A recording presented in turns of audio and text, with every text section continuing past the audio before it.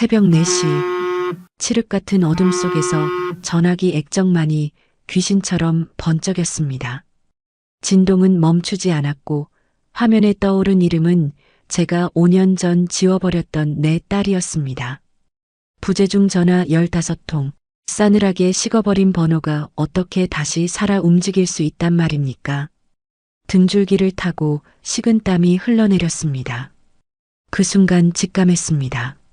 무언가 아주 잘못되었다는 것을. 이바구 시작 전에 구독과 좋아요 부탁드리며 끝까지 함께 해주세요. 심장이 늙은 트럭 엔진처럼 덜컹거렸습니다. 칠순을 넘긴 나이에도 수천 명 직원 앞에서도 눈 하나 깜짝 않던 철의 여인 순자의 심장이 고작 액정화면 속 이름 석자에 이토록 요동칠 줄은 몰랐습니다. 지훈이 내 배 아파 나아 금지옥 옆 길렀으나 결국 내 손으로 비참하게 내친 내 새끼. 손이 떨려 잠금조차 풀기 어려웠습니다. 침실의 공기는 서늘했습니다. 이 거대한 저택은 밤이 되면 주인을 잡아먹을 듯한 거대한 무덤처럼 변하곤 합니다. 저는 그 무덤의 가장 화려한 관 속에 누워 잠 못 드는 그저 돈 많은 늙은 시체나 다름없었지요. 전화기를 집어든 손바닥이 축축하게 젖어왔습니다. 혹시 헛것을 본 건 아닐까? 노안이 온 눈을 비비고 꼬집어보며 다시 확인했습니다. 하지만 선명했습니다. 빨간 글씨로 찍힌 부재중 전화 15통. 그 숫자가 마치 저를 향한 15번의 비명처럼 보였습니다. 5년 전 그 아이가 집을 나가던 날이 주마등처럼 스쳐 지나갔습니다. 제가 찻잔을 집어 던지며 고함을 질렀던 바로 그날 밤 말입니다. 어머니, 한 번만 허락해 주세요. 그 사람 가진 건 없어도 정말 성실하고 좋은 사람이에요. 거실 바닥에 무릎을 꿇고 제 다리를 붙잡던 딸아이의 목소리가 귓가에 환청처럼 쟁쟁거렸습니다. 화려한 샹들리에 아래서 딸아이는 죄인처럼 울고 있었습니다. 저는 그때 마시고 있던 뜨거운 찻잔을 바닥에 내던졌습니다. 쨍그랑 마이너스. 산산조각난 최고급 도자기 파편이 딸아이의 무릎 근처로 튀었고 하얀 종아리에 붉은 피가 맺혔지만 저는 눈 하나 깜짝하지 않았습니다. 좋은 사람? 가난뱅이 노름꾼 자식이 좋은 사람이라고? 내 눈엔 이 애미가 멍청이로 보이니? 내가 지금 제정신이야. 어머니, 제발요. 저 그 사람 없으면 안 돼요. 그럼 나가라. 당장 나가. 내 눈앞에서 사라져. 넌 오늘부터 내 딸 아니야. 그놈이랑 살 거면 평생 구정물 뒤집어 쓰고 바닥이나 기면서 살아. 대신 다시는 내 앞에 나타나지 마라. 죽어서도 내 문지방 넘을 생각 마. 그게 마지막이었습니다. 제 입으로 뱉은 그 모진 말들이 비수가 되어 제 가슴에 꽂힐 줄은 그때의 오만한 저는 꿈에도 몰랐습니다. 자식 이기는 부모 없다지만 저는 이겨먹는 부모였습니다. 제 자존심이 자식의 행복보다 중요했으니까요. 저는 침대에 힘없이 걸터앉아 마른 세수를 했습니다. 거친 손바닥이 주름진 얼굴을 쓸어내렸습니다. 불과 2달 전이었습니다. 비서실장이 창백하게 질린 얼굴로 서류 봉투 하나를 내밀었던 것이 회장님, 송구합니다. 따님께서 어제 사망하셨습니다. 사인은 급성 심장마비라고 합니다. 그 말을 듣는 순간 만년필을 쥔 손끝이 미세하게 떨렸지만 저는 애써 태어난 척했습니다. 서류를 쳐다보지도 않고 안경을 고쳐 쓰며 하던 결제를 계속했지요. 그게 H그룹 회장의 위험이라 착각했으니까요. 장래는 사위 되시는 분이 빈소도 없이 조촐하게 화장하겠다고 그놈한테 전해. 부조금 한 푼도 기대하지 말라고. 내 딸은 5년 전에 이미 죽었으니까 모르는 사람 장례식에 갈 이유 없다고. 내 이름 올리지도 마. 그렇게 딸을 2번 죽였습니다. 화장터로 가는 마지막 길조차 배웅하지 않았습니다. 남들이 독하다, 피도 눈물도 없다, 욕해도 상관없었습니다. 저는 제 권위에 흠집을 낸 자식을 용서하는 법을 배우지 못한 그저 고집불통 늙은이였으니까요. 그런데 죽어서도 오지 말라던 내 딸의 번호로 오늘 새벽 전화가 왔습니다. 그것도 15통이나. 이건 살아있는 사람이 건 전화가 아닙니다. 죽은 지훈이가 차가운 납골당을 뚫고 나와 전화를 걸었을 리는 없습니다. 귀신이 곡할 노릇이 아니라면 남은 가능성은 하나뿐입니다. 그놈이구나. 딸아이 인생을 송두리째 망가뜨리고 결국 죽음으로 내몰았던 그 천한 놈. 제 딸의 휴대폰을 아직도 해지하지 않고 들고 있는 게 분명했습니다. 분노가 치밀어 올랐습니다. 슬픔보다 먼저 찾아온 것은 역겨움이었습니다. 감히 죽은 아내의 전화기로 장모에게 전화를 걸어? 도박 빚이라도 생긴 게냐? 아니면 내 딸을 앞세워 죽은 값이라도 받아내겠다는 건가? 뻔뻔한 낯짝이 눈앞에 그려져 치가 떨렸습니다. 당장 통화 버튼을 누르려다 손을 멈췄습니다. 벽시계는 새벽 4시 30분을 가리키고 있었습니다. 지금 흥분해서 전화를 걸면 놈의 페이스에 말려드는 겁니다. 저는 평생을 피 튀기는 협상 테이블에서 살아남은 장사꾼입니다. 패를 먼저 보이는 쪽이 지는 법이지요. 저는 떨리는 호흡을 가다듬고 침실 인터폰을 눌렀습니다. 김 실장. 자나? 아닙니다, 회장님. 깨어 있습니다. 말씀하십시오. 새벽에 미안하네. 지금 당장 은밀하게 알아봐야 할 게 있어. 네, 지시하십시오. 내 딸. 아니, 죽은 지훈이 휴대폰 번호. 위치 추적해. 지금 당장. 네. 따님 번호 말씀입니까? 토 달지 말고 당장 해. 보안팀 풀어서 마지막 발신지가 어디인지, 지금 그 전화기가 어디에 처박혀 있는지 10분 내로 보고해. 인터폰을 끊고 다시 전화기를 내려다보았습니다. 부재중 전화 15통. 가만 보니 이상했습니다. 그냥 마구잡이로 건 전화가 아니었습니다. 새벽 3시 50분부터 4시 10분까지 정확히 1분에서 2분 간격으로 집요하게 걸려온 흔적. 마치 숨이 넘어가는 사람이 살려달라고 비명을 지르는 것 같았습니다. 엄마, 전화 좀 받아. 제발. 엄마, 나 좀 봐줘. 갑자기 등줄기에 소름이 돋았습니다. 만약 그놈이 건 게 아니라면? 돈을 요구하려는 협박이 아니라면? 혹시라도 내가 모르는 다른 사정이, 내가 외면했던 그 지옥 같은 곳에 남겨진 무언가가 있다면? 아니야, 그럴 리 없어. 넌 죽었어. 내가 사망진단서까지 확인했는데. 저는 고개를 세차게 저으며 불안을 떨쳐내려 애썼습니다. 하지만 5년 전 내쳤던 딸의 마지막 뒷모습이 자꾸만 눈앞에 어른거렸습니다. 낡은 코트 자락을 붙잡고 푸른 배를 감싸 안으며 울던 그 모습이. 그때 인터폰이 요란하게 울렸습니다. 김 실장이었습니다. 회장님, 위치 확인했습니다. 어디야? 그게 좀 의외의 장소입니다. 경기도 외곽에 곧 철거를 앞둔 재개발 빈민촌입니다. 그런데 특이한 점이 있습니다. 뜸들이지 말고 말해.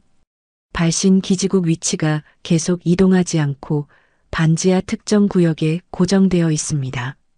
그리고 방금 전 통신사 조회 결과 해당 번호는 어제부로 이용 정지가 예고된 상태입니다. 정지 예고? 네, 요금이 몇 달째 미납되어서요. 그런데 그 정지 직전에 마치 마지막인 것처럼 발신된 기록입니다. 돈이 없어서 전화가 끊기기 직전에 미친 듯이 15통을 걸었다? 그놈이 돈을 뜯어내려 했다면 전화를 걸고 기다렸을 겁니다. 이렇게 발작적으로 전화를 걸고 끊지는 않았을 겁니다. 이것은 계산된 협박이 아니었습니다. 이건 구조 요청입니다.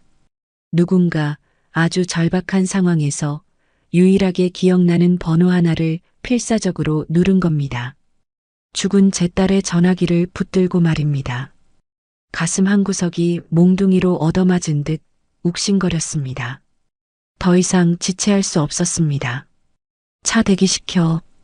네, 지금 시간이. 지금 당장 간다. 내가 직접 가서 눈으로 확인해야겠어. 내 딸 전화기를 들고 장난질 치는 놈이 누구인지 아니면 도대체 무슨 끔찍한 일이 벌어지고 있는 건지. 알겠습니다. 경호팀 소집하겠습니다. 아니, 조용히 가자. 김 실장 자네랑 나 둘만 간다. 옷방으로 들어가 가장 두꺼운 코트를 꺼내 입었습니다. 거울 속에 비친 제 얼굴은 핏기 없이 창백했지만 눈빛만은 형형하게 빛나고 있었습니다. 5년 전 딸을 버릴 때 지었던 그 독한 표정이 이번엔 누군가를 향한 살이가 되어 다시 나오고 있었습니다. 저는 지팡이를 짚고 방을 나섰습니다. 탁, 탁, 탁. 차가운 대리석 바닥을 찍는 제 지팡이 소리가 새벽의 적막한 저택을 날카롭게 울렸습니다. 그 소리는 마치 5년간 굳게 닫아 걸었던 제 인생의 무거운 지옥문이 다시 삐걱거리며 열리는 소리 같았습니다. 그 어두운 터널 끝에 무엇이 입을 벌리고 기다리고 있을지 그때의 저는 짐작조차 하지 못한 채 말입니다. 회장님 모시겠습니다. 김 실장이 미리 대기시켜둔 검은 세단의 뒷문을 열었습니다. 저는 아무 말 없이 차에 몸을 실었습니다. 두꺼운 방탄 유리로 외부와 철저히 차단된 차 안은 마치 진공 상태처럼 고요했습니다. 하지만 제 가슴 속에서는 폭풍우가 몰아치고 있었습니다. 15통의 부재중 전화. 그 빨간 숫자가 망막에 화인처럼 찍혀 사라지지 않았습니다. 차는 부드럽게 미끄러지듯 저택의 육중한 정문을 빠져나갔습니다. 새벽 4시 40분. 도시는 아직 잠들어 있었습니다. 창밖으로 스쳐 지나가는 서울의 풍경은 낯설 만큼 고요했습니다. 한강을 가로지르는 다리를 건널 때 창밖으로 펼쳐진 빌딩 숲의 화려한 불빛들이 아득하게 멀어지는 것을 보았습니다. 저기 저 우뚝 솟은 마천루들 중 제가 평생을 바쳐 피땀으로 쌓아 올린 H그룹 사옥도 있었습니다. 대한민국 경제를 움직이는 거대한 제국. 제 이름 석자만 되면 대통령도 허리를 굽히게 만드는 막강한 권력. 하지만 지금 이 순간 그 모든 것이 한낱 바닷가 모래성처럼 더덥고 허무하게만 느껴졌습니다. 제 옆자리는 텅 비어 있었습니다. 남편은 10년 전 간암으로 먼저 세상을 떴고 하나뿐인 혈육이었던 딸 지훈이는 5년 전 제 입으로 내쫓았습니다. 세상 사람들은 저를 성공한 기업가, 철의 여인이라 추켜 세웠지만 화려한 조명이 꺼진 차 안에서 저는 그저 자식을 잃고 남편도 없는 고독하고 늙은 과부에 불과했습니다. 차는 점점 더 어둡고 좁은 길로 접어들었습니다. 잘 닦인 강변도로를 벗어나자 풍경은 급격하게 변하기 시작했습니다. 번쩍이는 네온 사이는 낡고 빛바랜 간판들로 바뀌었고 매끄러운 아스팔트 도로는 곳곳이 패이고 갈라진 시멘트 길로 변해갔습니다. 덜컹거리는 차체의 진동이 엉덩이를 타고 척추까지 전해져 왔습니다. 제 평생 단 한 번도 발을 들여본 적 없는 세상이었습니다. 아니, 애써 외면하고 살았던 세상이었습니다. 회장님, 이쪽 길은 상태가 많이 좋지 않습니다. 조금 불편하시더라도 양해 부탁드립니다. 백미러로 저를 힐끔거리는 김 실장의 눈빛에 당혹감이 서려 있었습니다. 천하의 순자 회장이 이런 누추한 곳에 그것도 한밤중에 행차하다니 믿기지 않는다는 눈치였습니다. 상관없네. 더 빨리 가. 저는 짧게 대답하고 다시 창밖으로 시선을 돌렸습니다. 가로등조차 드문드문 켜진 골목길, 전봇대마다 지저분하게 붙은 전단지들, 길가에 아무렇게나 쌓여 터져버린 쓰레기 봉투들. 제 딸 지훈이가 정말 이런 곳에서 숨을 쉬고 밥을 먹고 잠을 잤단 말입니까? 가슴 한구석이 새꼬챙이로 후벼 파는 듯 욱신거렸습니다. 엄마, 나 그 사람이랑 살면 행복할 것 같아. 그렇게 말하며 해맑게 웃던 딸의 얼굴이 떠올랐습니다. 행복? 이게 내가 말한 행복이니? 고작 이런 시궁창에서 뒹구는 게 내가 원한 사랑이었어? 입술을 깨물었습니다. 피릿한 맛이 났습니다. 그것은 그놈에 대한 끓어오르는 분노이기도 했고 어리석은 딸에 대한 원망이기도 했으며 결국 이 모든 것을 방관하고 외면했던 제 자신에 대한 지독한 혐오이기도 했습니다. 회장님, 거의 다 도착했습니다. 하지만 골목이 너무 좁아 차가 더 이상 들어가긴 어렵습니다. 여기서부터는 걸으셔야 할 것 같습니다. 김 실장의 목소리에 정신이 들었습니다. 차가 멈춰선 곳은 어느 가파른 언덕길의 끝자락이었습니다. 알았다. 저는 차 문을 열고 밖으로 나섰습니다. 새벽의 차갑고 축축한 공기 속에 퀴퀴한 곰팡이 냄새와 하수구 냄새, 그리고 어딘가 매캐한 연탄가스 냄새가 섞여 코를 찔렀습니다. 저도 모르게 미간이 찌푸려졌습니다. 수백만 원짜리 최고급 캐시미어 코트 자락이 더러운 바닥에 끌리는 것조차 신경 쓸 겨를이 없었습니다. 회장님, 위험합니다. 바닥이 미끄럽습니다. 제가 부축하겠습니다. 됐다. 내 딸이 살던 곳이야. 내 두 발로 똑똑히 밟아봐야겠다. 지팡이만 다오. 저는 김 실장의 손을 뿌리치고 지팡이를 짚었습니다. 한 걸음 한 걸음 내디딜 때마다 낡은 시멘트 바닥의 냉기가 구두 밑창을 뚫고 올라왔습니다. 어둠 속에서 길고양이 한 마리가 쓰레기 더미를 뒤지다 놀라 도망쳤고 그 소리에 제 심장도 덩달아 철렁 내려앉았습니다. 불현듯 지훈이의 어릴 적 모습이 환영처럼 겹쳐 보였습니다. 10살 생일 선물로 최고급 그랜드 피아노를 사주었을 때 아이는 하얀 드레스를 입고 세상을 다 가진 듯 기뻐하며 제 품에 안겼습니다. 엄마, 고맙습니다. 제가 세상에서 제일 행복한 아이예요. 엄마 딸이라서 너무 좋아요. 보석처럼 반짝이던 아이. 손가락 하나 다칠세라, 모기 한 마리 물릴세라 유모와 가정교사를 붙여가며 애지중지 키웠던 내 금쪽 같은 딸이었습니다. 그랬던 아이가 피아노 건반 대신 곰팡이 핀 벽지를 긁으며 이런 곳에서 마지막 숨을 거두었단 말인가. 눈시울이 뜨거워졌지만 저는 억지로 눈물을 삼켰습니다.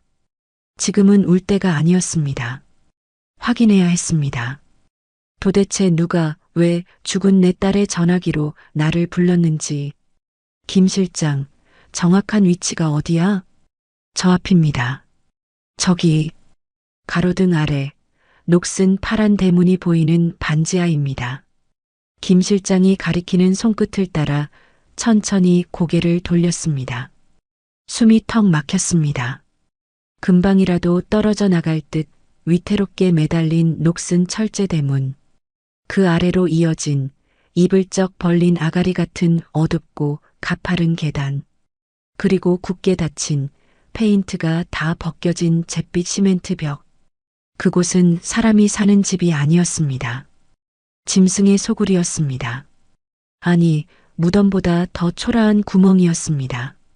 심장이 다시 거칠게 불규칙하게 뛰기 시작했습니다. 저는 주머니에서 떨리는 손으로 휴대폰을 꺼냈습니다. 그 번호로 내 딸 지훈이에게 다시 전화를 걸었습니다. 마지막 확인이었습니다. 제발 받아라. 제발 누군가 받아라. 뚜루루, 뚜루루. 신호음이 몇 번 가는가 싶더니 이내 차갑고 기계적인 여성의 목소리가 들려왔습니다. 고객님의 요청으로 당분간 통화할 수 없습니다. 다음에 다시. 달칵? 전화가 끊겼습니다. 요금 미납으로 정말 정지가 되어버린 것입니다. 이제는 확인조차 할 수 없었습니다. 그 새벽에 걸려온 15통의 전화가 정말 이 세상과의 끈이 끊어지기 직전 누군가가 내지른 마지막 비명이었던 겁니다. 젠장, 젠장. 제 입에서 평생 써본 적 없는 거친 욕설이 터져나왔습니다. 더 이상 H그룹의 위험 있는 회장은 그곳에 없었습니다. 딸의 비참한 마지막 흔적 앞에서 무너져 내린 무력하고 초라한 늙은 어미만 있을 뿐이었습니다. 저는 계단을 내려가 그 녹슨 대문 앞에 섰습니다. 문틈으로 희미한 주황색 불빛이 새어나오고 있었습니다. 안에는 누군가 있습니다. 그놈일까? 내 딸을 죽음으로 몰아넣고 이제는 죽은 아내의 폰으로 장모를 협박하려 드는 그 파렴치한 놈일까? 아니면 내가 차마 상상조차 하지 못하는 또 다른 무언가가 나를 기다리고 있는 것일까? 김 실장이 다급하게 제 앞을 막아서며 말했습니다. 회장님, 제가 먼저 들어가 보겠습니다. 흉기를 들고 있을지도 모릅니다. 위험합니다. 비켜. 이건 내 일이야. 내 딸에게 진 빚, 내가 직접 받아내야겠다. 내 눈으로 똑똑히 봐야겠어. 저는 김 실장을 거칠게 밀치고 차가운 문손잡이에 손을 얹었습니다. 거칠고 녹슨 쇠의 감촉이 손바닥 전체에 전해져 소름이 돋았습니다. 문은 잠겨 있지 않았습니다. 마치 저를 기다렸다는 듯이 힘없이 덜컹거렸습니다. 무슨 일이 벌어져도 상관없었습니다. 이 문을 열고 들어가 내 딸의 마지막을 더럽힌 놈이 있다면 그 놈의 멱살을 잡고서라도 지옥으로 끌고 갈 수만 있다면, 내 전 재산을 털어서라도 놈을 파멸시킬 수만 있다면, 저는 떨리는 숨을 깊게 들이마셨습니다. 폐부 깊숙이 곰팡내와 섞인 비릿한 냄새가 차올랐습니다. 그리고 끼잉 마이너스. 소름 끼치는 쇳소리와 함께 무거운 철제 문을 안으로 밀어 넣었습니다. 문이 열리는 순간 안에서 역한 술 냄새와 찌든 담배 냄새, 그리고 퀴퀴한 생활에 악취가 뒤섞여 훅 끼쳐왔습니다.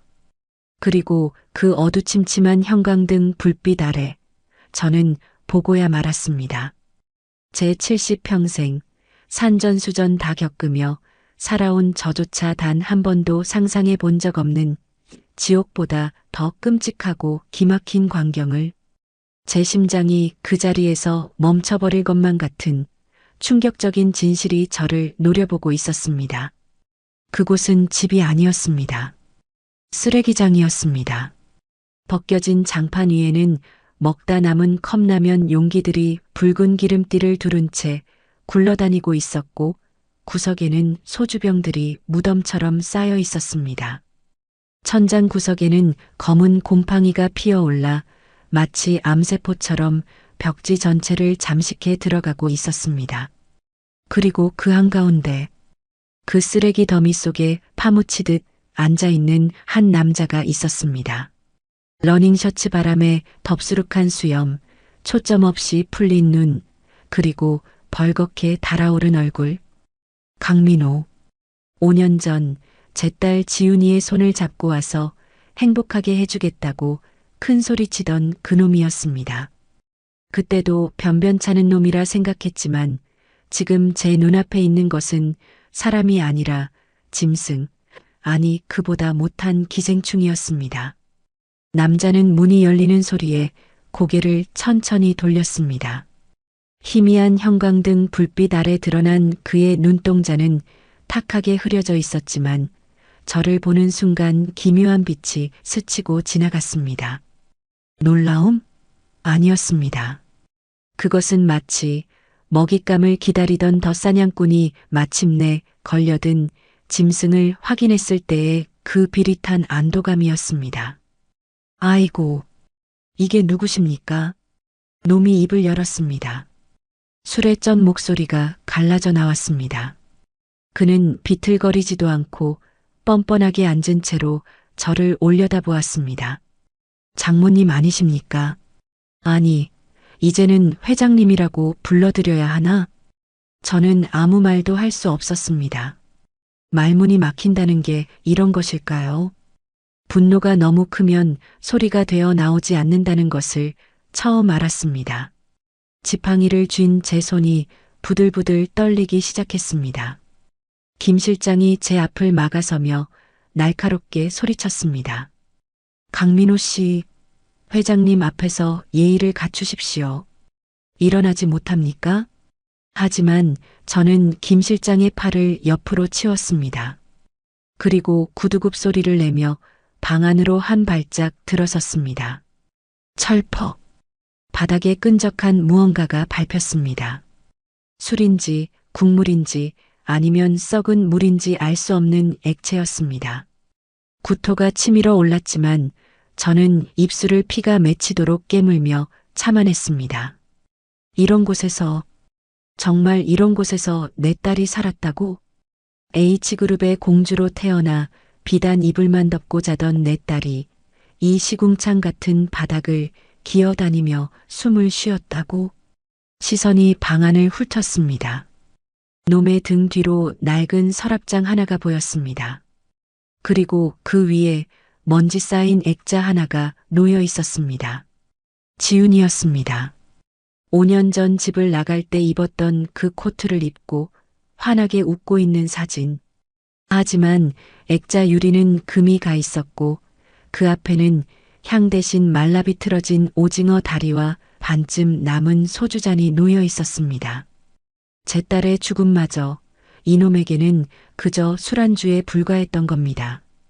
내 놈이 감히 겨우 입을 뗐습니다. 목소리가 쇳소리처럼 긁혀 나왔습니다. 감히 내 딸을 이런 돼지우리 같은 곳에 가둬두고 그러고도 내가 사람 새끼냐? 제 일갈에 강민호는 픽하고 비웃음을 흘렸습니다. 그는 느릿느릿 자리에서 일어났습니다. 헐거워진 러닝셔츠 사이로 앙상한 갈비뼈가 보였습니다. 그는 바닥에 굴러다니는 담배갑을 집어들며 중얼거렸습니다. 돼지우리라. 말씀이 너무 심하시네. 지훈이는 이 방을 좋아했어요. 어머니, 아니 회장님이 사주신 그 으리으리한 감옥보다 여기가 훨씬 사람 냄새나고 좋다고 했다고요. 닥쳐. 그 더러운 입에 내 딸 이름 올리지 마. 제가 지팡이를 들어 놈을 후려치려는 신용을 하자 김 실장이 황급히 제 팔을 잡았습니다. 강민호는 눈 하나 깜짝하지 않고 담배를 입에 물었습니다. 진정하시죠, 장모님. 여기까지 오시느라 힘드셨을 텐데. 5년 만에 오셨잖아요. 딸년 죽었을 때는 콧배기도 안 비치시더니 죽은 딸 전화기 좀 울렸다고 이렇게 한달음에 달려오실 줄은 몰랐네요. 놈이었습니다. 역시나 놈이었습니다. 내 놈짓이었구나. 새벽 4시에 죽은 사람 전화기로 장난질을 쳐? 장난질이라뇨. 섭섭하게. 저는 그저 지훈이가 너무 보고 싶어서 지훈이 폰을 붙들고 울다가 실수로 눌렀나 봅니다. 술이 좀 과해서. 거짓말 마라. 1분 간격으로 15통을 걸어놓고 실수? 요금이 끊기기 직전에 발악하듯 전화를 걸어놓고 실수라고? 제 호통에 강민호의 표정이 묘하게 일그러졌습니다. 그는 담배에 불을 붙이지 못한 채 손에 쥐고 만지작거렸습니다. 그의 시선이 불안하게 흔들렸습니다. 요금 끊겼습니까? 거참 통신사 놈들 야박하네. 돈 안 낸 지 얼마나 됐다고. 그는 딴청을 피웠지만 저는 보았습니다. 그가 쥐고 있는 담배갑이 파르르 떨리고 있는 것을. 그리고 놈의 시선이 자꾸만 방 한 구석, 낡은 장롱 쪽을 향한다는 것을 저는 직감했습니다. 이놈은 지금 무언가를 숨기고 있습니다.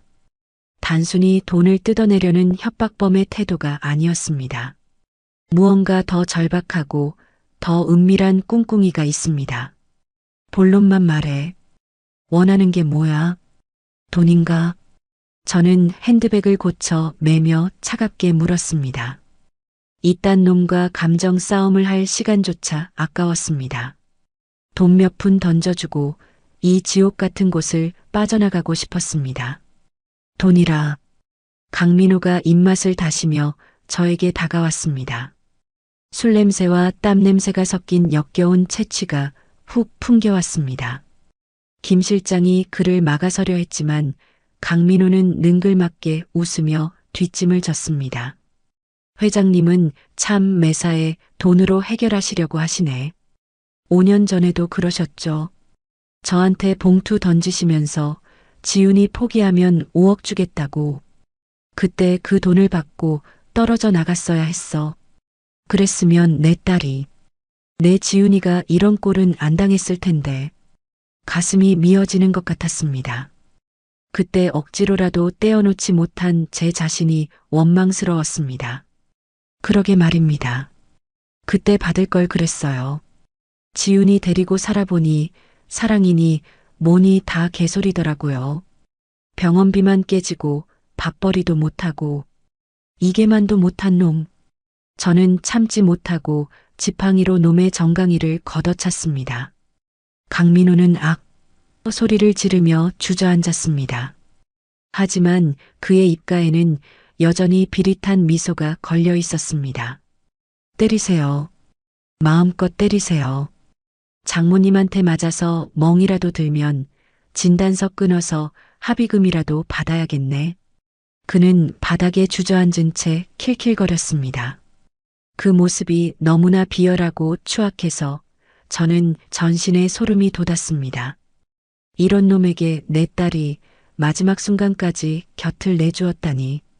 지훈이는 대체 어떤 지옥 속에서 눈을 감은 것일까요? 저는 심호흡을 하며 흐트러진 호흡을 가다듬었습니다.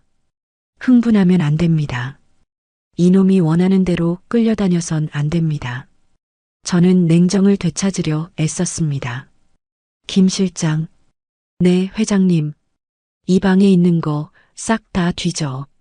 네. 내 딸 물건. 옷가지 하나, 사진 한 장, 그리고 그 휴대폰까지 싹 다 챙겨. 쓰레기 하나라도 이놈 손에 남겨두지 마. 제 명령에 김 실장이 움직이려 하자 바닥에 앉아있던 강민호가 벌떡 일어났습니다. 그의 눈빛이 순간적으로 날카롭게 변했습니다. 허허, 왜 이러십니까? 남의 집에 와서 행패를 부리시면 안 되죠. 엄연히 주거 침입입니다. 주거 침입? 내 딸이 살던 집이야. 어미가 자식 유품 챙기겠다는데 내가 무슨 자격으로 막아? 자격? 법적으로 제가 남편입니다. 지훈이 물건 다 제 소유라고요. 회장님이 함부로 손대실 수 없습니다. 놈이 으름장을 놓으며 김 실장을 밀쳤습니다. 팽팽한 긴장감이 감돌았습니다. 그때였습니다. 그리고 가져가시려면 값을 치르셔야죠. 강민호가 낮은 목소리로 속삭였습니다. 그의 눈빛에서 슬픔이나 장난기는 완전히 사라져 있었습니다. 대신 그 자리에 시커멓고 끈적한 탐욕만이 번들거리고 있었습니다. 네. 지훈이가 그냥 죽은 줄 아시죠? 심장마비로 급사했다고. 놈이 슬금슬금 제 쪽으로 다가왔습니다. 김 실장이 저를 보호하려 했지만 저는 손을 들어 제지했습니다. 놈의 입에서 나올 다음 말이 궁금했습니다. 지훈이 죽기 전에 유언 남겼습니다. 유언? 네. 그리고 아주 재미있는 걸 남겨두고 갔죠.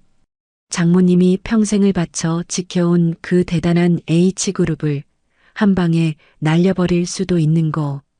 심장이 덜컥 내려앉았습니다. H그룹을 날려버릴 수 있는 거?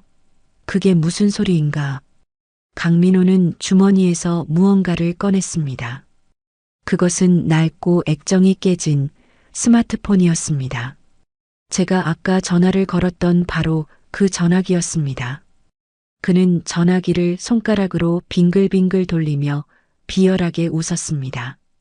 이 안에 뭐가 들어있는지 아시면 회장님 기절하실 텐데.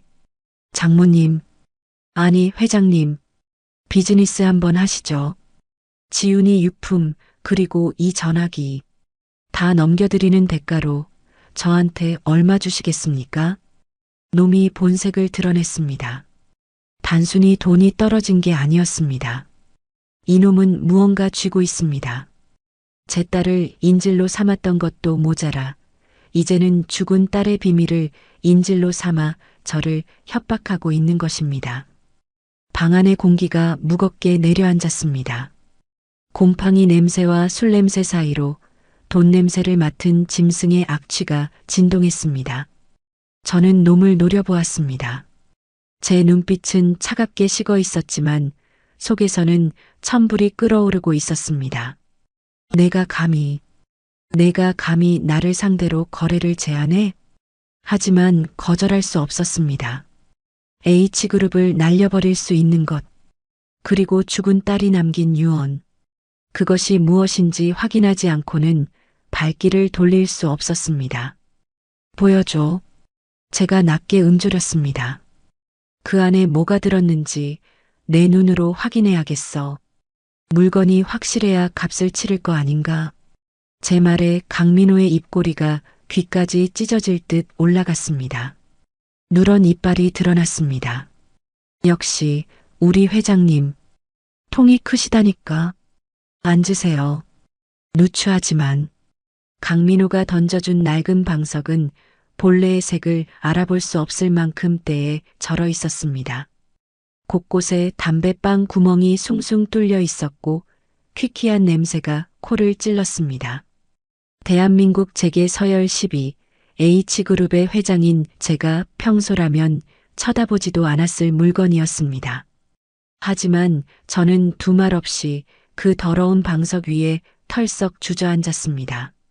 지금 제게 중요한 건 체면이나 위생 따위가 아니었습니다. 놈이 쥐고 흔드는 그 검은 스마트폰, 그리고 놈의 입에서 나온 H그룹을 날려버릴 비밀이라는 말. 그것이 제 발목을, 아니 제 목덜미를 휘감고 있었기 때문입니다. 제가 자리에 앉자 강민호는 만족스럽다는 듯 킬킬거렸습니다. 그는 냉장고에서 미지근한 캔맥주 하나를 꺼내 탁 하고 땄습니다. 거품이 넘쳐 그의 손등을 타고 흘러내렸지만 그는 아랑곳하지 않고 벌컥벌컥 들이켰습니다. 제 딸의 영정사진 앞에서 장모를 앞에 두고 술을 마시는 저 뻔뻔함. 말해.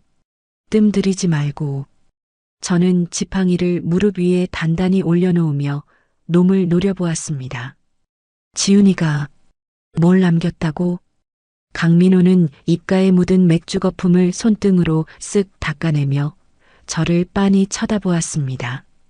그 눈빛은 먹잇감을 앞에 둔 하이에나처럼 번들거렸습니다.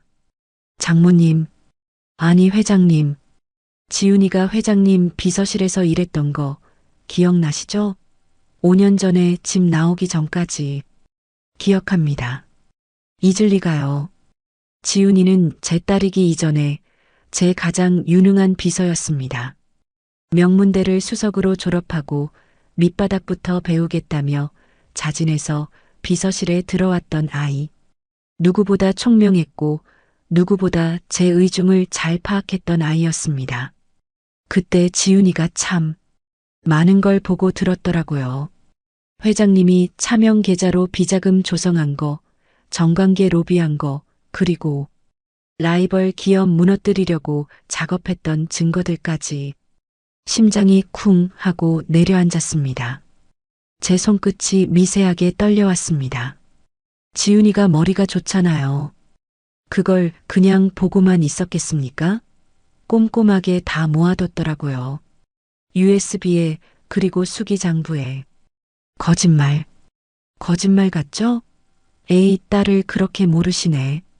지훈이가 이 집구석에 들어와서 살면서 밤마다 이를 갈았습니다.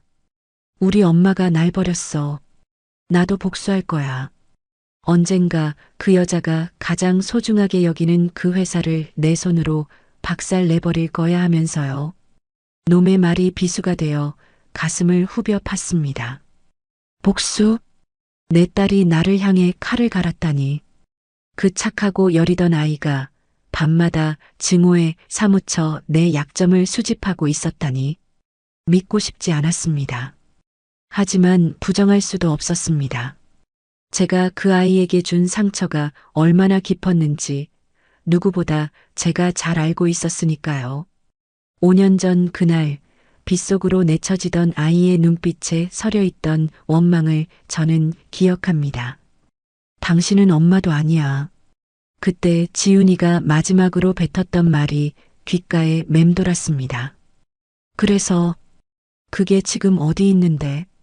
목소리가 떨려 나오지 않도록 아랫배에 힘을 주었습니다. 강민호는 씩 웃으며 방 한구석에 있는 낡은 책상 서랍을 턱짓으로 가리켰습니다. 저기, 저 서랍 안에 고이 모셔뒀죠. 제가 며칠 전에 우연히 발견했습니다. 내용을 보니까 아주 가관이더만요.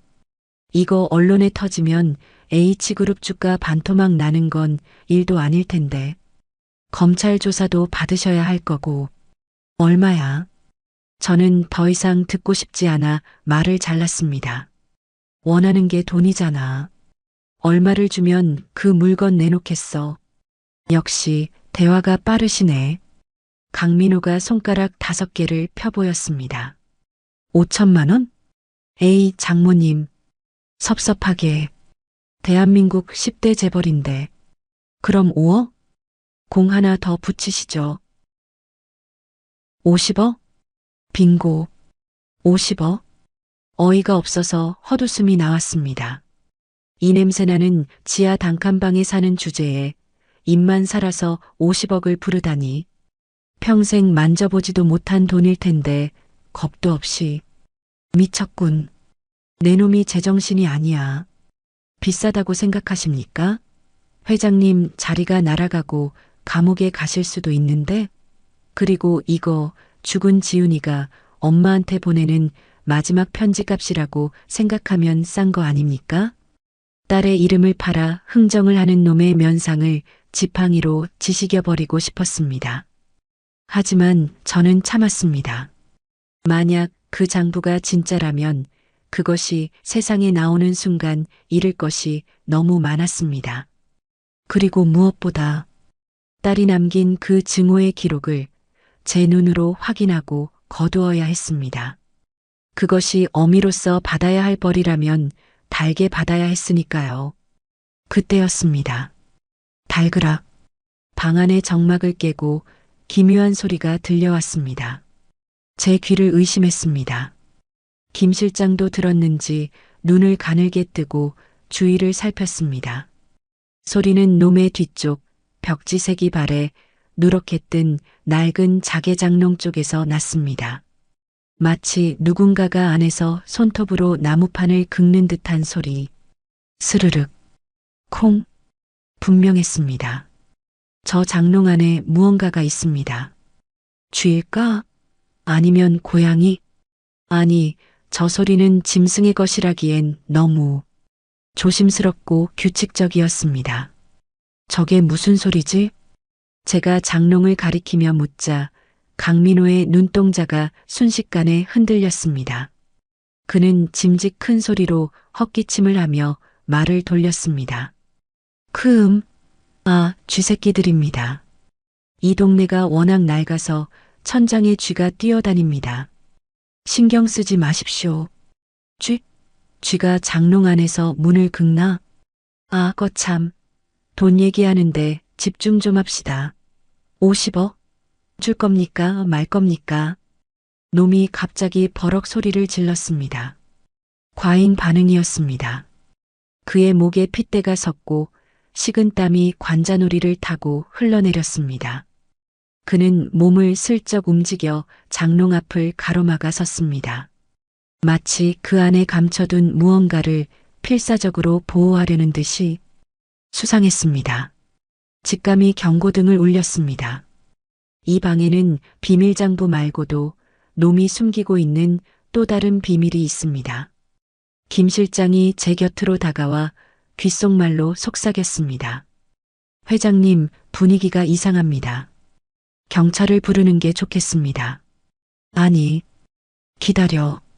저는 김 실장을 제지했습니다. 경찰이 오면 놈은 장부를 숨기거나 없앨 수도 있습니다. 그리고 만약 장롱 안에 있는 것이 제 딸과 관련된 중요한 무엇이라도 있다면 저는 짐짓 모른 척하며 놈의 시선을 다시 저에게로 돌렸습니다. 50억이라 현금으로 당장 준비하긴 힘들어. 하지만 내가 가진 물건이 진짜라면 그 정도는 줄 수 있지.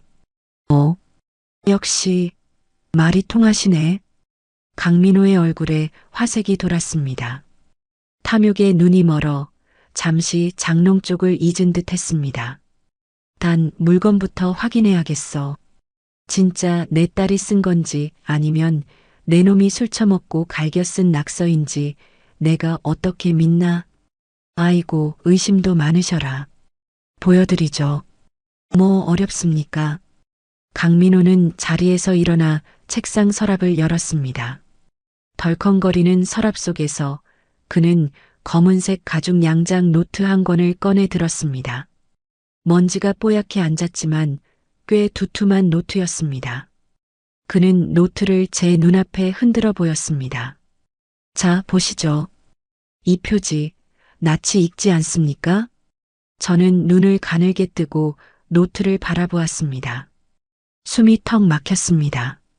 검은색 가죽 표지, 그리고 그 모서리에 박힌 작은 금박 이니셜 J, Y.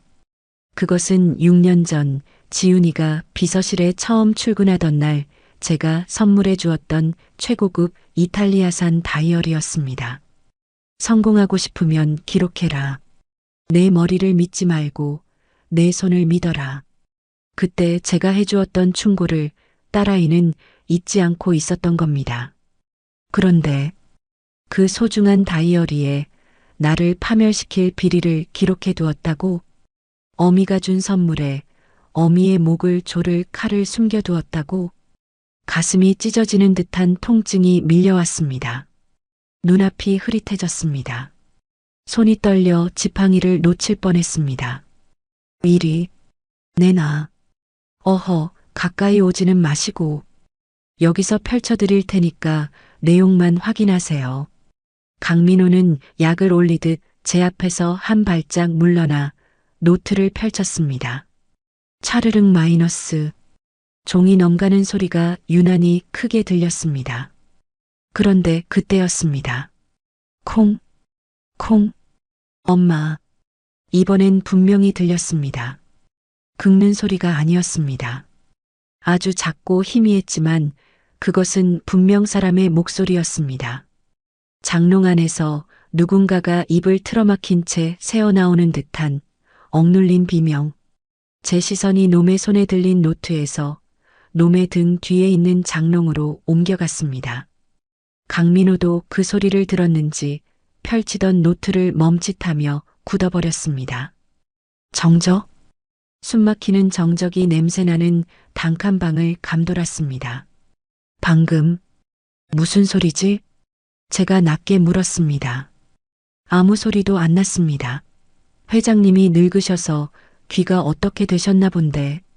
놈이 악을 쓰며 소리쳤습니다. 하지만 놈의 눈동자는 공포로 흔들리고 있었습니다. 아니, 들렸어. 엄마라고 했어. 저는 자리에서 벌떡 일어났습니다. 50억짜리 장부보다 놈의 탐욕보다 지금 저 장롱 안에서 들린 그 희미한 소리가 제 심장을 더 강하게 잡아 끌었습니다. 어미의 본능이 외치고 있었습니다. 저 문을 열어야 한다고. 저 안에 내가 꼭 봐야만 하는 무언가가 있다고. 비켜. 오지 마. 오지 말라고. 돈 안 줄 거면 당장 꺼져. 강민호가 노트를 집어 던지고 장롱 앞을 두 팔 벌려 막아섰습니다. 그의 얼굴은 이제 사색이 되어 있었습니다. 무엇을 숨기고 있는 걸까요? 시체일까요? 아니면 갇혀있는 누군가일까요? 김 실장, 저놈 끌어내. 제 고함 소리에 김 실장이 튀어나갔습니다. 비키십시오. 이거 안 나. 남의 집에서 뭐 하는 짓이야. 김 실장과 강민호가 뒤엉켜 몸싸움을 벌이는 사이 저는 비틀거리는 걸음으로 장롱을 향해 다가갔습니다. 놈들이 밀쳐지며 바닥을 뒹굴었고 장롱 앞이 텅 비었습니다. 낡은 자개 장롱. 손잡이에는 녹슨 숟가락 하나가 비스듬히 꽂혀 잠금장치 역할을 하고 있었습니다. 안에서 덜컹 덜컹 문을 두드리는 진동이 제 손끝에 전해졌습니다. 침을 꼴깍 삼켰습니다. 제 심장 소리가 귀청을 찢을 듯 울려댔습니다. 과연 이 문을 열면 나는 감당할 수 있을까? 내 딸이 남긴 진짜 진실을 내가 마주할 수 있을까? 떨리는 손으로 숟가락을 뽑아냈습니다. 끼잉 마이너스. 경첩이 녹슨 장롱문이 힘없이 열렸습니다. 그 좁고 어두운 나무 상자 안 곰팡이 핀 이불 더미 속에 무언가가 웅크리고 있었습니다. 처음엔 버려진 헌 옷가지 뭉치인 줄 알았습니다. 하지만 그것은 미세하게 떨리고 있었습니다. 숨이 턱 막혀 비명조차 나오지 않았습니다. 그것은 짐승이 아니었습니다. 사람이었습니다. 아니, 사람이라고 부르기엔 너무나 작고 너무나 앙상한 어린아이였습니다. 헝클어진 머리카락 사이로 드러난 두 눈, 겁에 질려 하얗게 질린 그 커다란 눈동자가 마치 도살장에 끌려온 사슴처럼 저를 올려다보고 있었습니다. 너는. 제 입술이 파르르 떨렸습니다. 아이는 빛이 들어오자 본능적으로 고개를 숙이며 몸을 더 웅크렸습니다. 무릎을 감싸 안은 가느다란 팔에는 시퍼런 멍자국이 얼룩처럼 번져 있었고 입고 있는 낡은 티셔츠는 계절에 맞지 않게 얇았습니다. 그 좁은 장롱 안에서 뿜어져 나오는 냄새, 오줌 지린내와 땀 냄새, 그리고 씻지 못한 몸에서 나는 비릿한 냄새가 제 코를 찔렀지만 저는 뒤로 물러설 수 없었습니다. 제 시선이 아이의 얼굴에 못 박혀버렸기 때문입니다. 때가 꼬질꼬질하게 낀 그 조망만한 얼굴. 하지만 저는 알 수 있었습니다.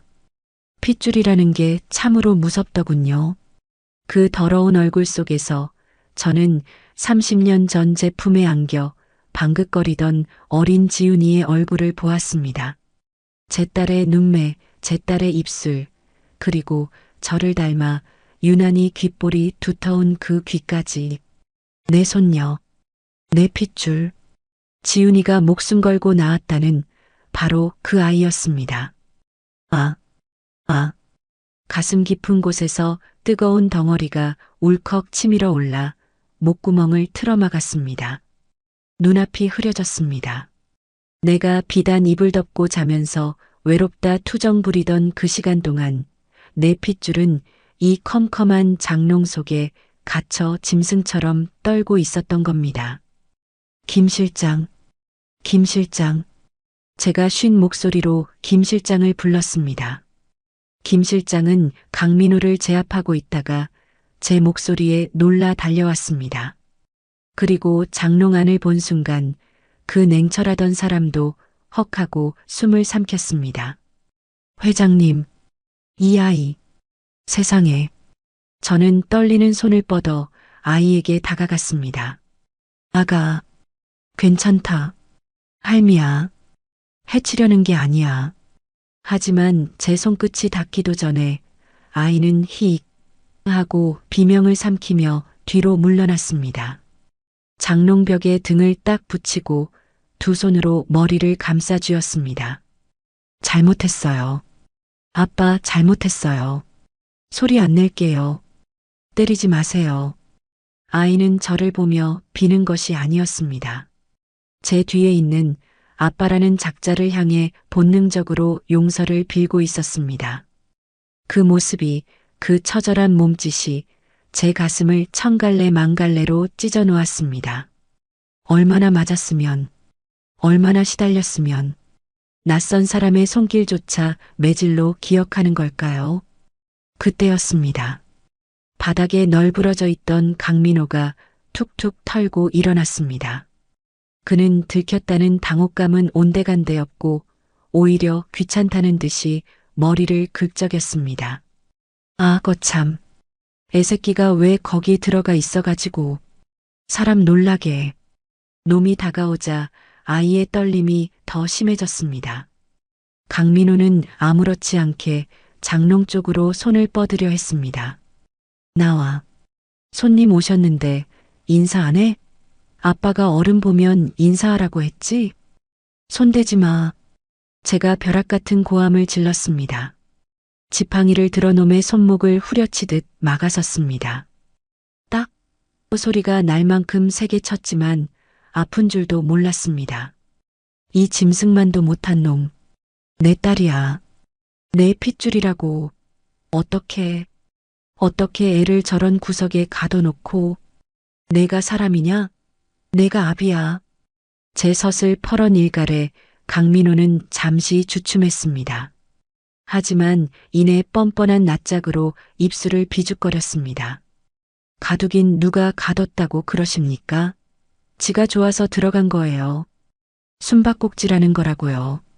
그리고 애가 워낙 산만해서 교육 차원에서 잠깐 훈육 좀 한 거 가지고 유나는. 훈육?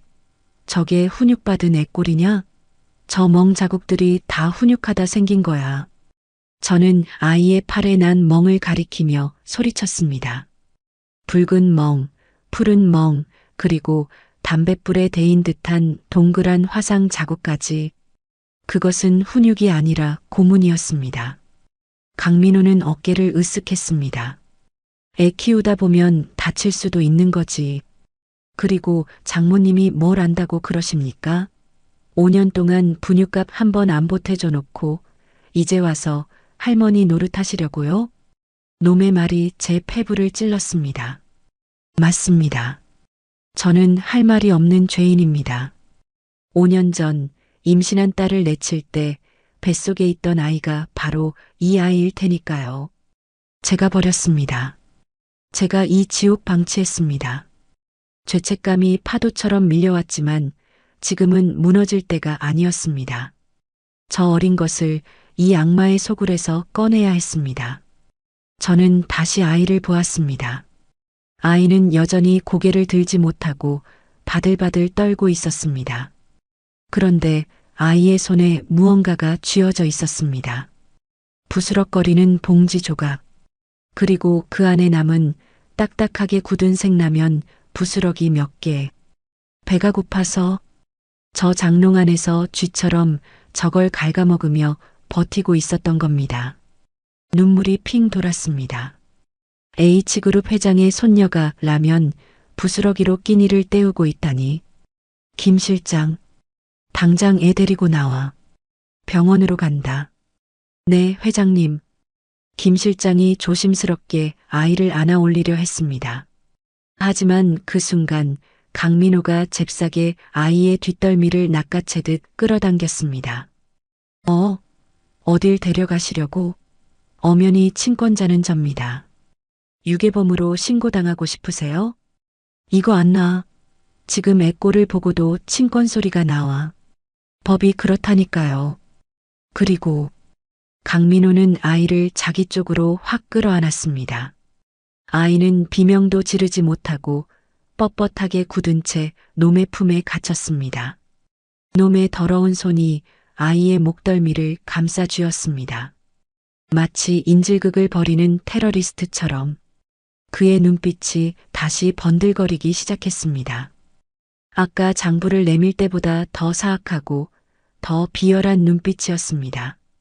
그는 새로운 상품의 가치를 발견한 것입니다. 생각해보니까 장모님이 이 애한테 관심이 꽤 많으신 것 같네. 하긴 죽은 딸내미 핏줄인데 오죽하겠어. 원하는 게 뭐야? 아까 그 50억. 놈이 아이의 머리를 쓰다듬는 척하며 거칠게 헝클어뜨렸습니다. 아이가 흠칫 놀라며 눈을 질끈 감았습니다. 그 50억에 이 녀석 양육권까지 포함해 드리죠. 어때요? 장부도 드리고 손녀도 드리고 10일 행사. 재벌 회장님한테 50억이면 껌값 아닌가? 기가 막혀 말이 나오지 않았습니다. 자기 자식을, 그것도 죽은 아내의 흔적이 남은 아이를 물건 취급하며 흥정을 하다니. 이놈은 인간이 아닙니다. 인간의 탈을 쓴 악마였습니다. 만약 내가 거절하면? 제가 이를 악물고 물었습니다. 강민호는 킬킬거리며 아이의 볼을 꼬집었습니다. 아이의 하얀 볼이 빨갛게 부어올랐습니다. 거절하시면 뭐? 저는 법대로 이 아이 제가 키워야죠. 근데 제가 성격이 좀 불같아서 말이죠. 애가 말 안 들으면 또 훈육도 해야 하고 밥도 가끔 까먹고 안 줄 수도 있고. 아, 요즘 뉴스 보니까 아동학대로 죽는 애들 많던데 남일 같지가 않네. 협박. 명백한 협박이었습니다. 돈을 주지 않으면 이 아이를 천천히 말려 죽이겠다는 선언이었습니다. 제 손에 들린 지팡이가 부러질 듯 휘어졌습니다. 살이. 난생 처음으로 사람을 죽이고 싶다는 충동이 일었습니다. 저놈의 목을 졸라서라도 내 손녀를 떼어놓고 싶었습니다. 하지만 아이가 놈의 소나기에 있습니다. 제가 섣불리 움직였다간 아이가 다칠 수도 있습니다. 놈은 잃을 게 없는 막장 인생이고 저는 지켜야 할 핏줄이 생겼으니까요. 저는 깊은 숨을 내쉬며 끓어오르는 분노를 억눌렀습니다. 지금은 협상해야 합니다. 일단 아이를 빼내야 합니다. 응징은 그 다음에 해도 늦지 않습니다. 좋아. 제가 차갑게 대답했습니다. 50억? 주지. 대신 조건이 있어. 역시 통이 크셔. 조건이 뭡니까? 당장 애한테서 손 떼. 그리고 그 장부 지금 내 눈앞에서 태워. 그 두 가지 확인하면 바로 내 계좌로 싸주지. 태우라고요? 원본인데? 그래. 내 눈앞에서 사라져야 믿을 수 있으니까. 그리고 아이는 지금 당장 내가 데려간다.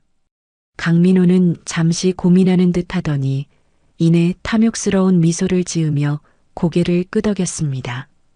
콜? 역시 회장님이라 스케일이 다르시네. 자, 그럼 거래 성립된 걸로 알고.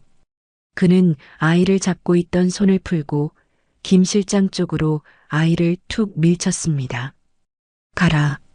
할머니 따라가서 호강해라. 아빠는 돈이나 세면서 살란다. 김 실장이 얼른 아이를 받아 안았습니다. 아이는 깃털처럼 가벼웠습니다. 김 실장의 품에 안긴 아이는 여전히 불안한 눈으로 저와 강민호를 번갈아 보았습니다. 그런데 김 실장의 품에 안긴 아이의 눈이 저와 마주쳤습니다. 그 공포에 질린 눈망울 속에 무언가 간절한 호소가 담겨 있는 것 같았습니다. 아이는 입술을 달싹거렸습니다. 소리는 나오지 않았지만 저는 읽을 수 있었습니다. 아이는 저를 보며 무언가 말하려 하고 있었습니다. 그리고 강민호가 다시 책상 서랍에서 그 검은 가죽 노트를 꺼내 들고 라이터를 찾으러 부엌 쪽으로 몸을 돌린 순간이었습니다. 김 실장의 품에 안겨 있던 아이가 갑자기 몸부림을 치며 바닥으로 뛰어내렸습니다. 으악! 김 실장이 당황하여 소리쳤지만 아이는 쥐새끼처럼 재빠르게 놈에게 달려갔습니다. 아니, 놈에게 간 것이 아니었습니다. 아이는 강민호의 다리에 매달리는 대신 방 한가운데로 뛰어들어 저를 향해 두 팔을 벌렸습니다. 그리고 터져나왔습니다. 5년간 이 좁은 방구석에 갇혀 누구에게도 말하지 못했던 그 아이의 목소리가 할머니. 찢어지는 듯한 아이의 비명이 단칸방을 뒤흔들었습니다. 강민호가 놀라서 뒤를 돌아보았고 저도 굳어버렸습니다. 아이는 앙상한 손가락으로 강민호를 가리키며 악을 쓰듯 울부짖었습니다. 거짓말이야. 다 거짓말이야. 아이의 비명이 좁은 단칸방의 벽을 타고 메아리 쳤습니다. 찢어질 듯 날카롭고 피를 토하듯 절박한 목소리였습니다. 방금 전까지 김 실장의 품에 안겨 바들바들 떨기만 하던 그 아이가 맞나 싶을 정도로 아이의 눈빛은 형형하게 불타오르고 있었습니다. 강민호가 당황한 듯 눈을 부릅떴습니다. 라이터를 찾던 손이 허공에서 멈췄습니다. 이 인연이 미쳤나? 조용히 안 해? 확 죽여버린다. 놈이 습관처럼 손을 치켜들며 아이에게 달려들려 했습니다. 하지만 김 실장이 잽싸게 몸을 날려 놈의 앞을 가로막았습니다. 어딜 손대? 김 실장의 묵직한 어깨가 놈을 밀쳐냈고 강민호는 비틀거하며 뒤로 물러났습니다. 저는 떨리는 다리로 아이에게 다가갔습니다. 아이는 씩씩거리며 숨을 몰아쉬고 있었습니다. 아가, 그게 무슨 소리니? 거짓말이라니? 아이는 저를 올려다보았습니다. 눈물이 그렁그렁한 그 눈동자 속에 두려움과 용기가 뒤섞여 있었습니다. 아이는 앙상한 손가락으로 강민호가 들고 있던 검은색 노트를 가리켰습니다. 저거 다 가짜야. 장부 같은 거 없어. 할머니 회사 망하게 하는 거. 그런 거 아니야. 뭐? 제 머릿속이 하얗게 비어버렸습니다. 가짜라고? 딸이 남긴 복수의 칼날이 나를 파멸시킬 증거가 다 가짜라고? 강민호의 얼굴이 사색이 되었습니다. 이 어린 년이 뭘 안다고 짓거려. 너 아빠가 입 다물라고 했지. 죽고 싶어. 놈이 고래고래 소리를 질렀지만 아이는 더 이상 물러서지 않았습니다. 아니, 물러설 곳이 없다는 것을 아이도 알고 있었습니다. 지금 할머니를 잡지 않으면 다시 저 지옥 같은 장롱 속으로 악마의 소나기로 끌려가야 한다는 것을 본능적으로 알았던 겁니다. 아니야. 내가 다 봤어.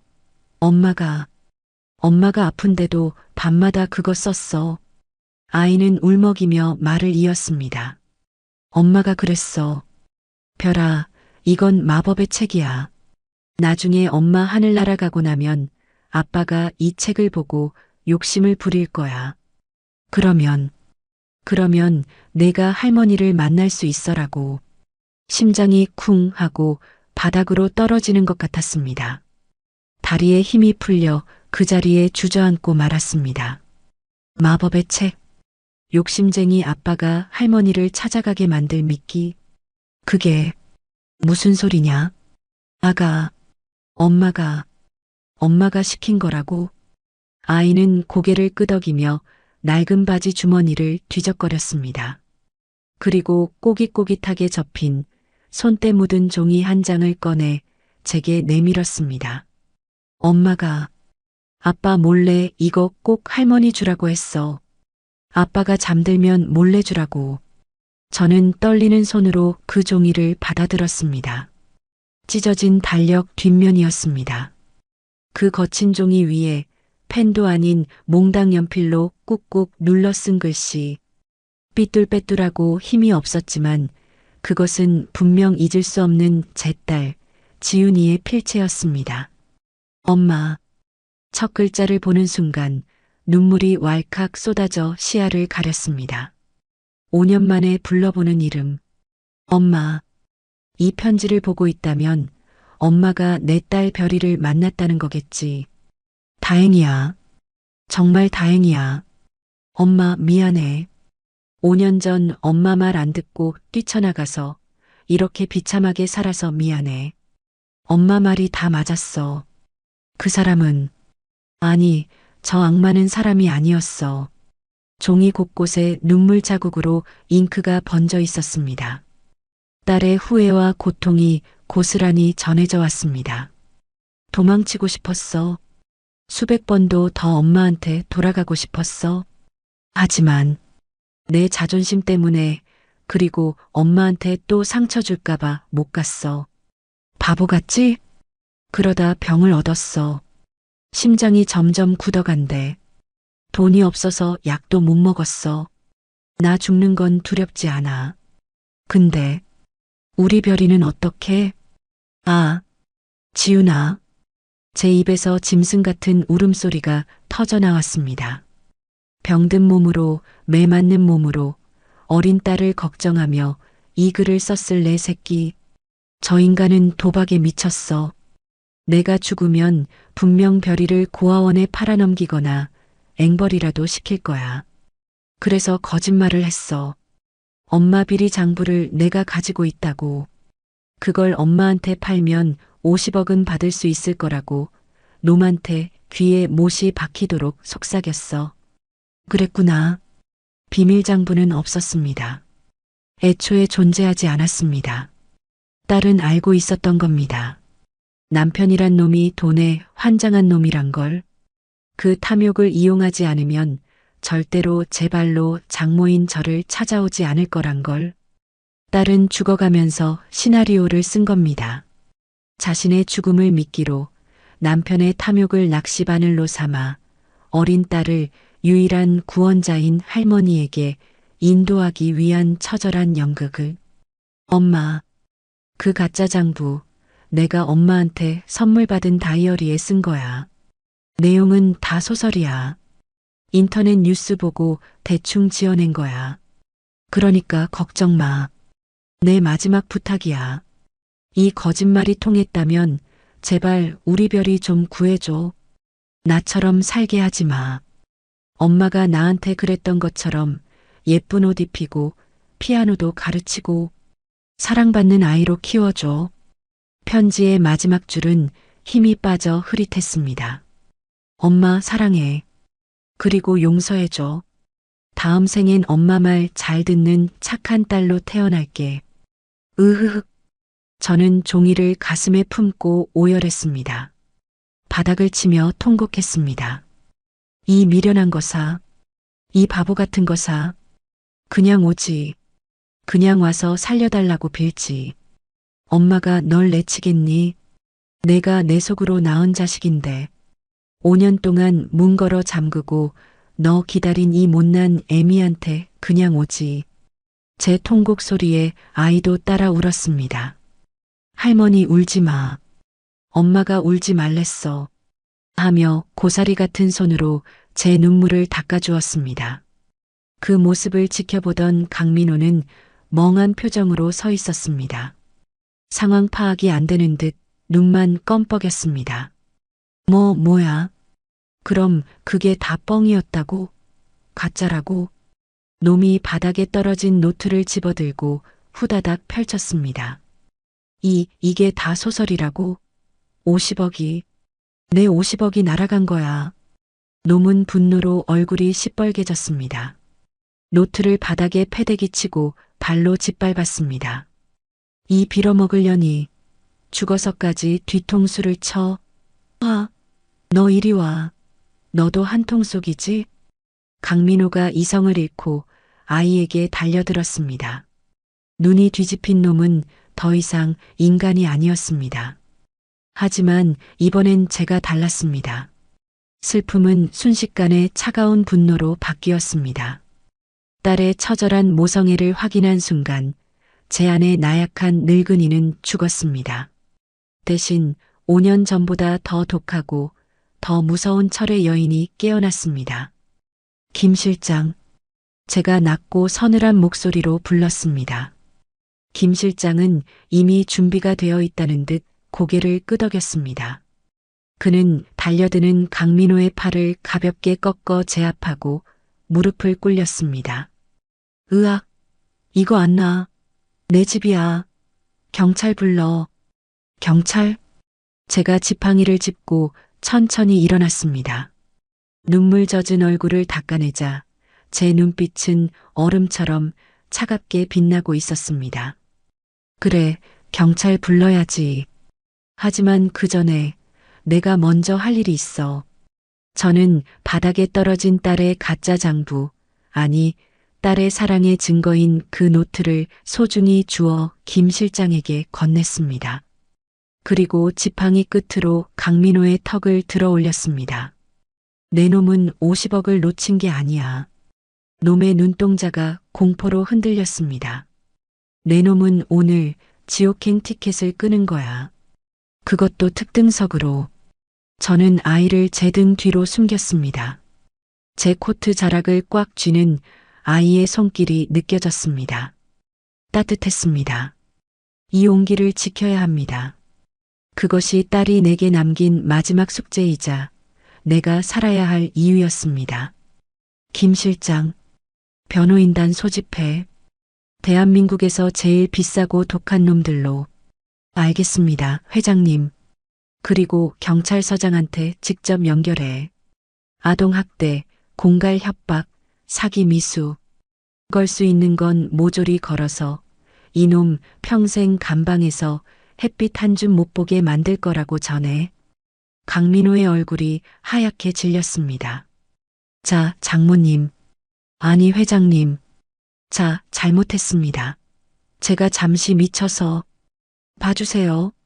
그래도 제가 별이 아빠인데. 아빠? 저는 헛웃음을 터뜨렸습니다. 넌 아빠가 아니야.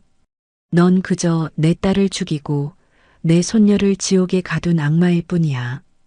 그리고 악마를 잡는 건 돈 많고 독한 마녀가 제일 잘하는 일이지. 저는 지팡이를 높이 쳐들었다가 놈의 어깨를 사정없이 내리쳤습니다.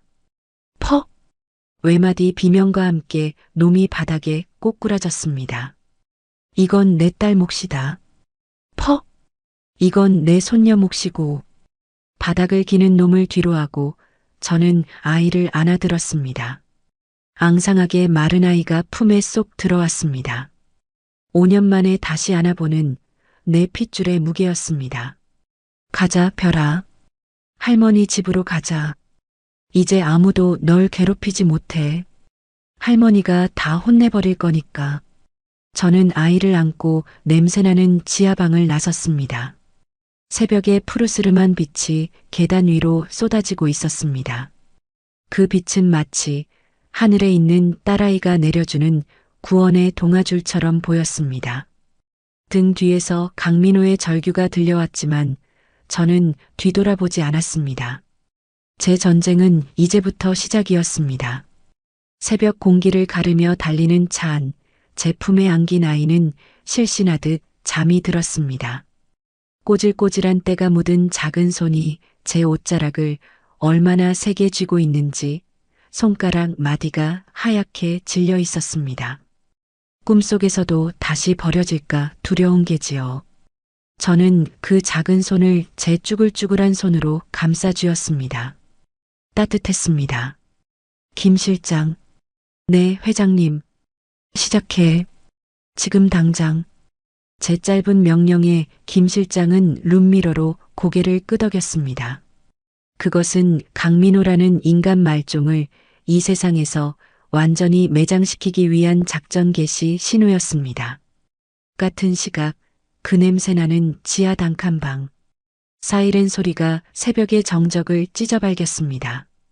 경찰차 세 대가 좁은 골목을 가로막았고 제복 입은 경찰들이 들이닥쳤습니다. 강민호, 당신을 아동복지법 위반, 상습 아동학대, 특수협박 및 공갈 미수 혐의로 긴급 체포합니다. 바닥에 널브러져 있던 강민호는 수갑이 채워지는 순간까지도 상황 파악을 못하고 발악했습니다. 이거나, 내가 뭘 잘못했는데, 내 딸 내가 키우는데 니들이 뭔 상관이야. 이거 다 그 늙은 여자가 꾸민 짓이지? 변호사 불러. 나도 인권이 있어. 하지만 놈이 끌려간 곳은 일반 유치장이 아니었습니다. 김 실장이 미리 손을 써둔 덕분에 놈은 가장 악질적인 범죄자들만 모아놓은 독방에 처박혔습니다. 놈이 믿었던 법은 더 이상 놈의 편이 아니었습니다.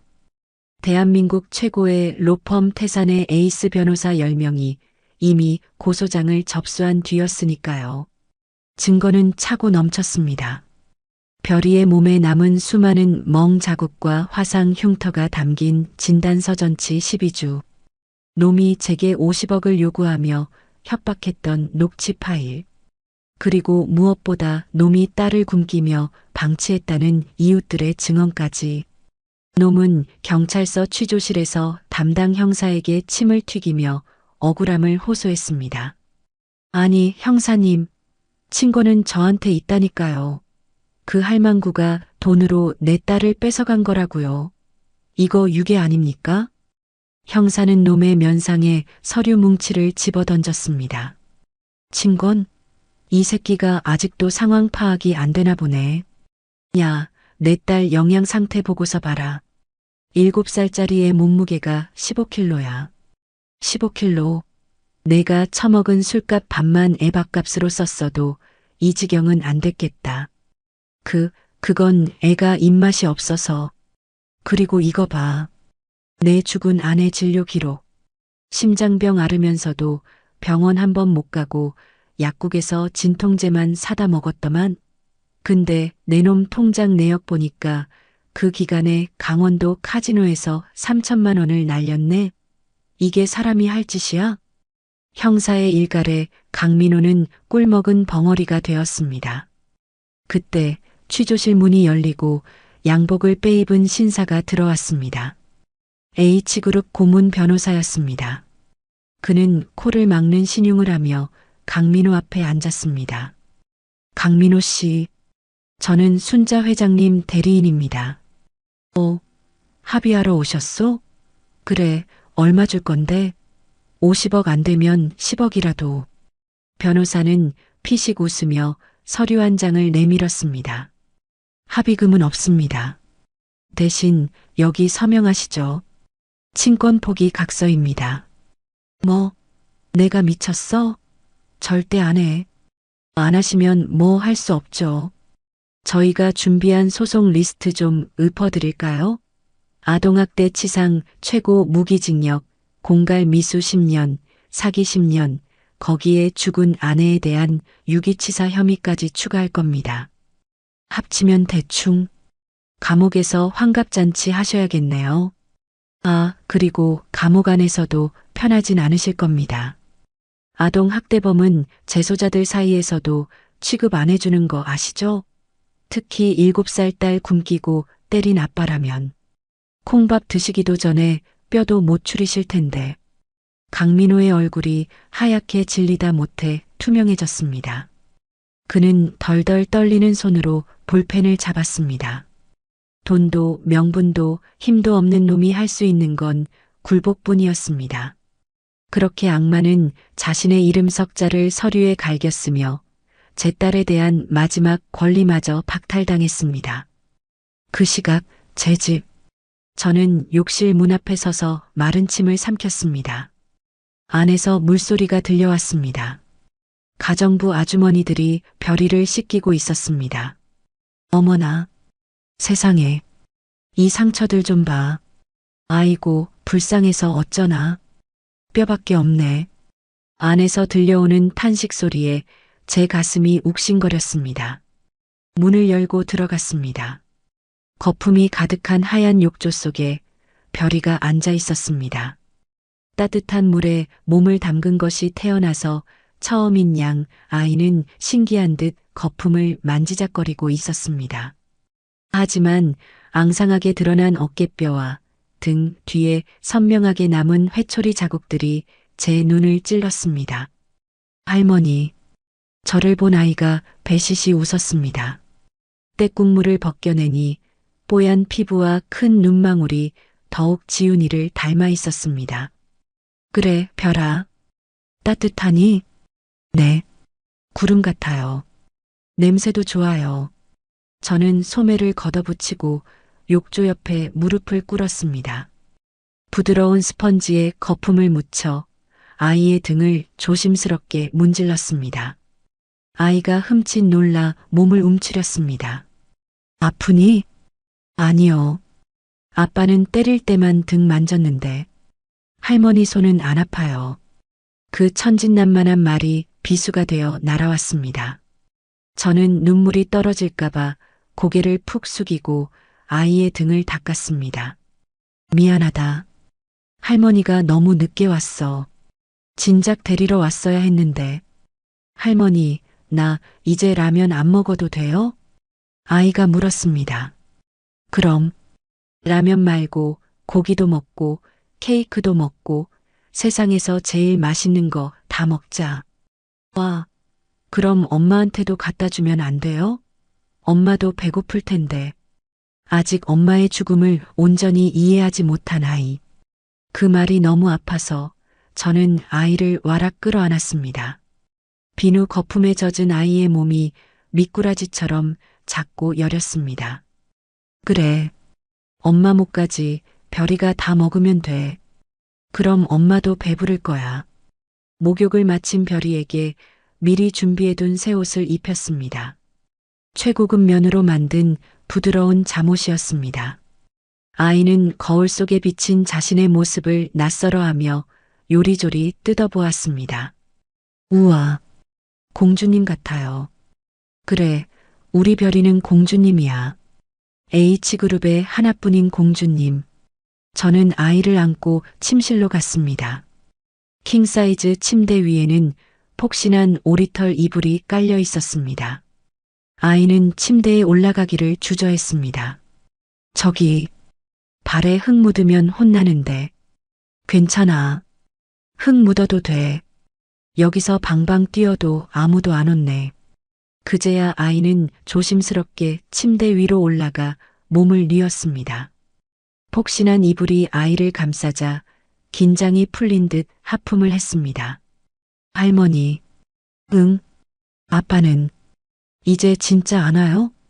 아이의 눈동자에 여전히 두려움이 남아 있었습니다. 저는 아이의 머리카락을 쓸어 넘기며 단호하게 말했습니다. 응, 절대 안 와. 다시는 별이 앞에 못 나타나게 할머니가 아주 멀리 쫓아버렸어. 지구 반대편 감옥으로.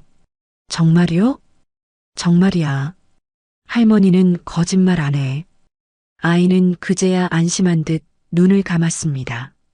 다행이다. 엄마 말이 맞았어. 할머니는 슈퍼맨보다 힘이 세다고 했어. 아이는 웅얼거리다 스르르 잠이 들었습니다. 색색거리는 숨소리가 규칙적으로 들려왔습니다. 저는 침대 곁에 앉아 잠든 아이의 얼굴을 하염없이 바라보았습니다. 눈가에 맺힌 눈물 자국, 오뚝한 코, 그리고 살짝 벌린 입술. 영락없는 제 딸 지윤이었습니다. 5년 전 제가 내쳤던 딸이 이렇게 예쁜 선물을 남겨두고 떠났습니다. 자신은 죽어가면서도 이 아이만은 살리기 위해 그 지독한 고통을 견뎌냈을 딸을 생각하니 가슴이 미어지는 것 같았습니다.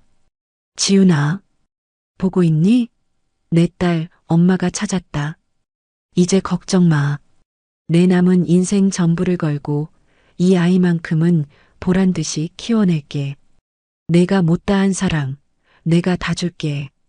그러니까 거기서는 아프지 말고 배고프지 말고 편히 쉬렴.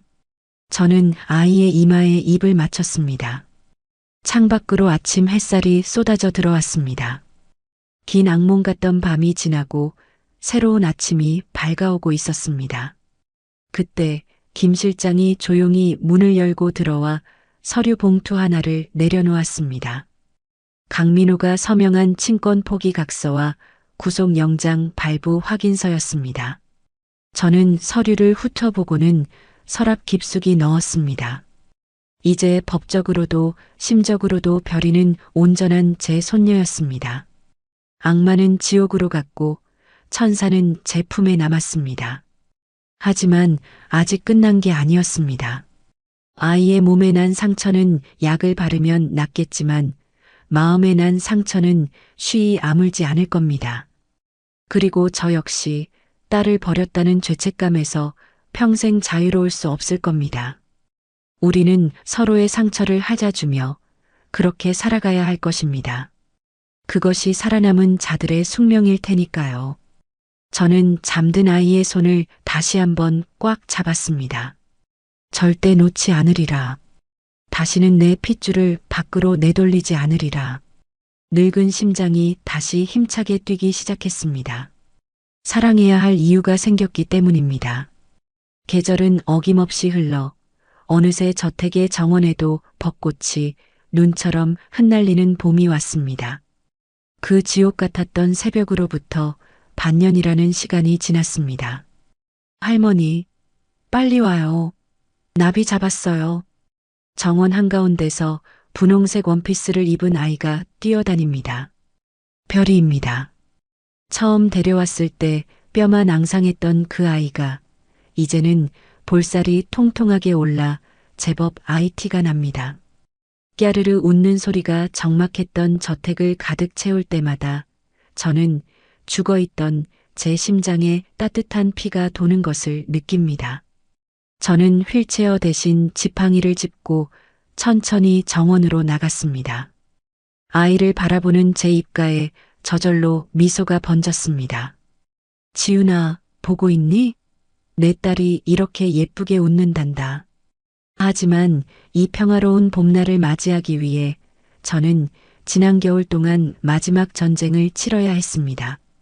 3개월 전 서울중앙지방법원 제1형사부 법정의 공기는 차갑고 무거웠습니다. 피고인석에 앉은 강민호는 수의를 입은 채 고개를 푹 숙이고 있었습니다.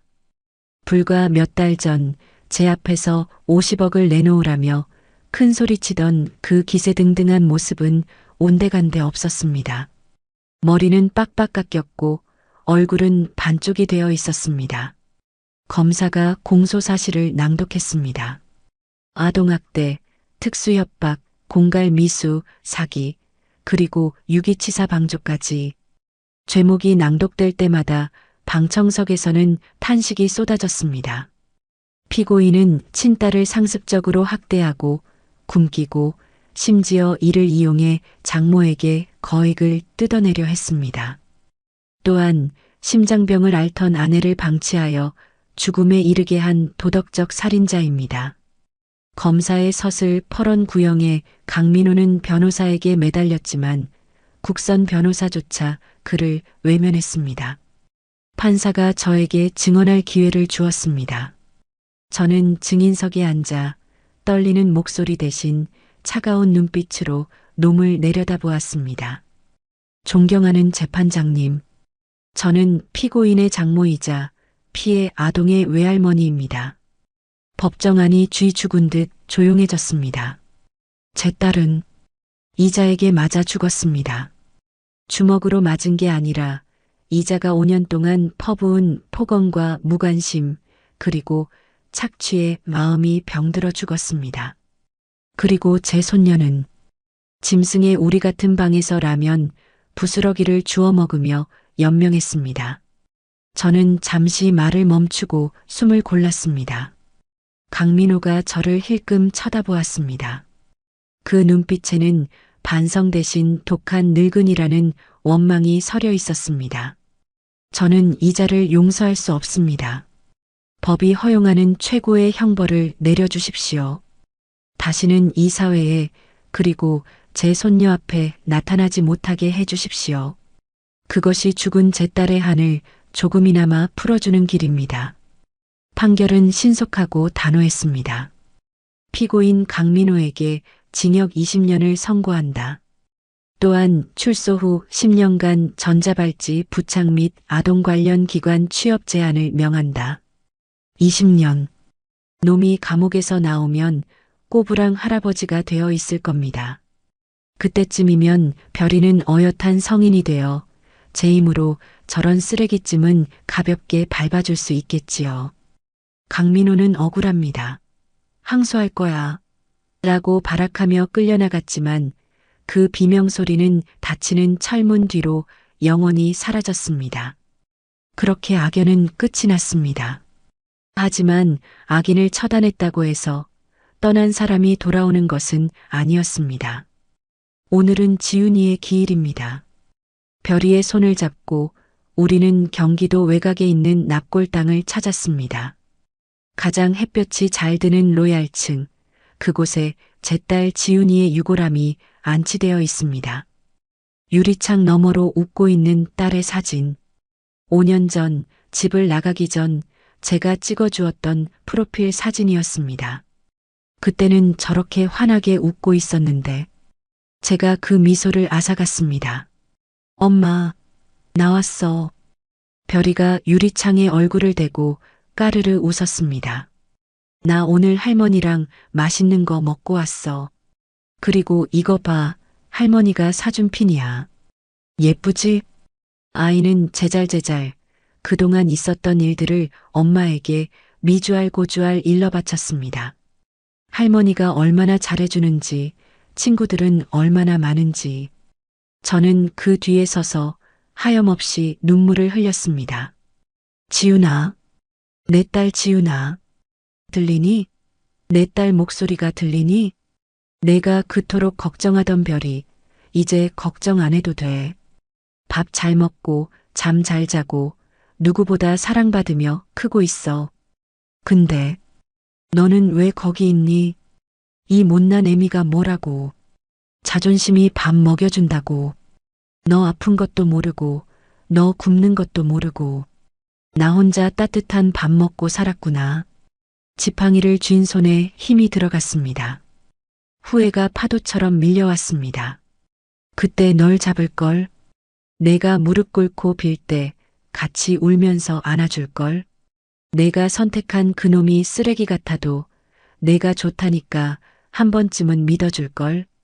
아니, 다 떠나서 아프다는 소식 들었을 때 체면이고 뭐고 다 집어치우고 달려갈걸. 미안하다.